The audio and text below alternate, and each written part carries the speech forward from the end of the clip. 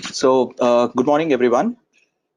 So we'll start the session now. And just to introduce myself, I'm Ram, and I manage the partnerships and strategic alliances for the Indian School of Public Policy. Good morning, and thank you so much for joining. Looks like there's a lot of interest for the webinar. Really appreciate that. And today, as you all know, we have Ms. Vinita Hariharan as speaker for this session, who is a part of government relations and public policy team at World Bank. So just to give a brief about her profile, she is a public policy expert with over 2 decades of experience in leadership roles. Also formulated and led key flagship policies and programs at the national level in various themes such as urban, rural, and livelihoods domain. Ms. Vinita, it's an absolute pleasure to have you today. Thank you so much for joining. So without any further delay, but before I hand over the session, I would like to just inform you all that there is a chat box available on the right side of your screen as you all look at, and all attendees will be in the listen mode so that there won't be any interruptions during the session while speaker is talking. So any questions you have, you can keep dropping them. The speaker will answer only during the Q&A session, which will be after half an hour. Once the session begins. So without any delay, I would like to hand over the session to Ms. Vinita. Over to you. Have a nice day, everyone. Thank you. Thank you, Ram. And am I audible? Yes, you are audible. Yeah. All right. Yeah. Thanks a lot, and good morning to all of you. I would like to thank Indian School of Public Policy. First of all, I think congratulate them for having started this course on public policy in India. Of course, we do have institutes which are offering these courses here, but not really, a course specifically designed for public policy. Am I right, Ram? This is the first time in India that we are starting this kind of a policy course. That's correct. That's correct, Vinita. That's Yes. right. Yeah. So I think we'll have to congratulate the board and the very eminent people on the board in the school. Just to give a background about myself and how I came up with this course in public policy and how I've become a public policy professional, so to speak.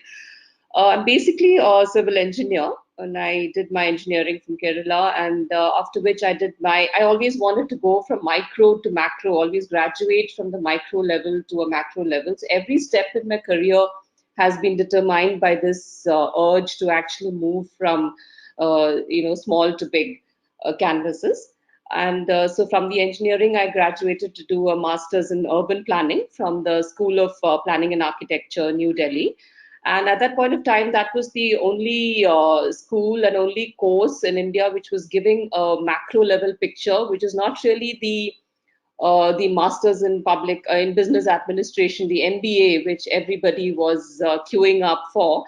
So this was the only course with a difference, and which was giving a policy overview in the development field. So that is when I did this masters in urban planning, which and in the masters in urban planning they also cover a lot of strategy, a lot of policy, etc.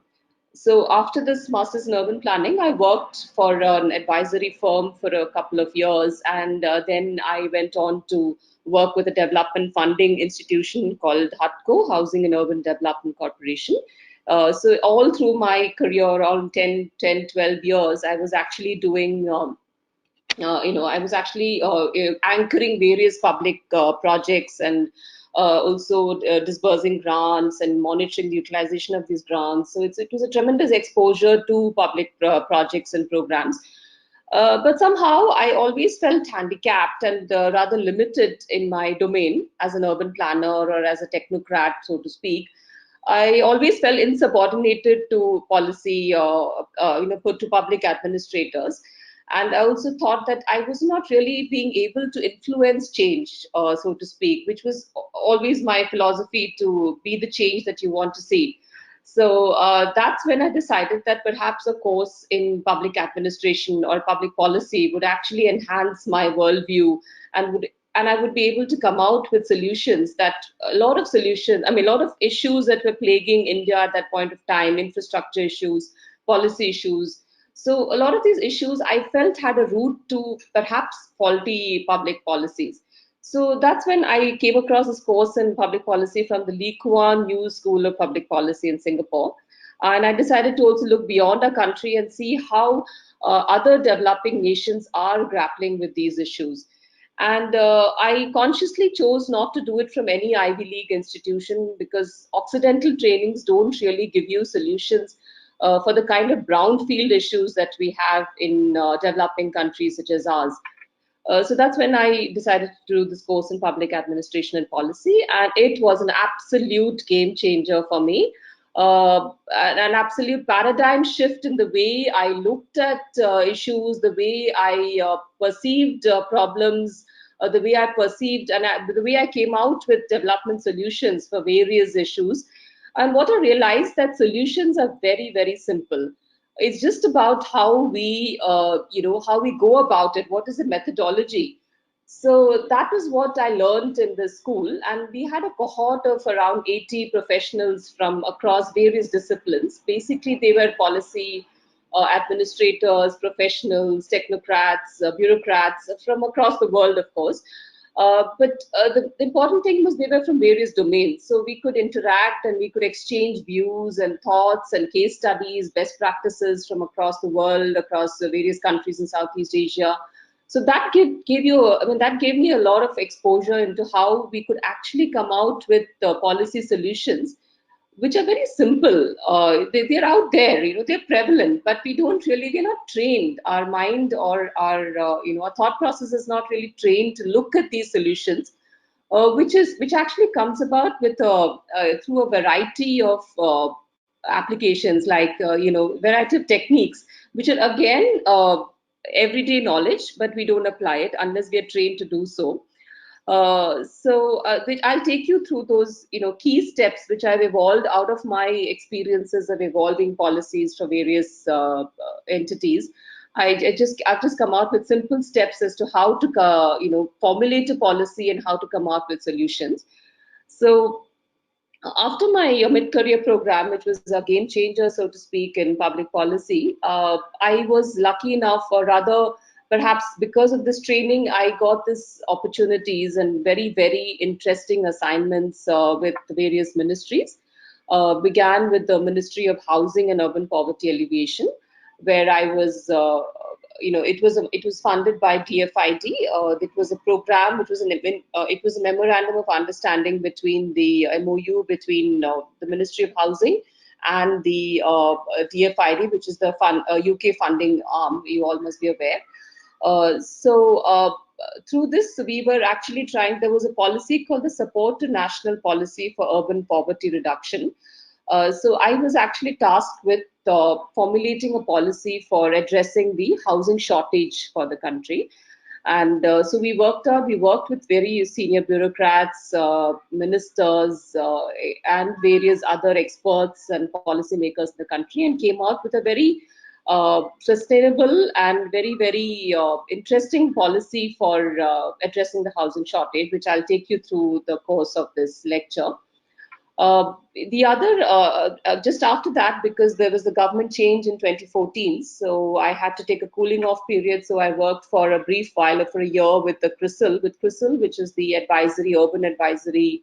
They have an urban advisory wing, the Standard & Poor company. But there also I had a very interesting assignment wherein I got to design a credit line for almost 100 million euros for the AFD, which is Agency Française de Développement, is a French funding agency.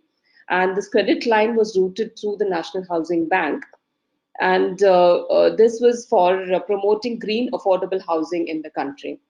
And this is now actually launched. It's called SunRef, and NHB is actually implementing this and giving out funds through this credit line. That was an interesting experience working with the private sector, but at the same time also engaging with the public sector and coming out with a policy, or coming out with actually an implementable credit line for affordable housing again. So then after that, I moved on to the Ministry of Rural Development, where I got an opportunity to head a team from the World Bank. And we were asked to come on board because the Ministry of Rural Development was at that point of time grappling with the policy, which was not a program which actually did not work on the ground, called the provision of urban amenities in rural areas, called PURA, which was the vision of Abdul Kalam, where he wanted to provide urban amenities in rural areas. But the way it was designed, the methodology was slightly faulty.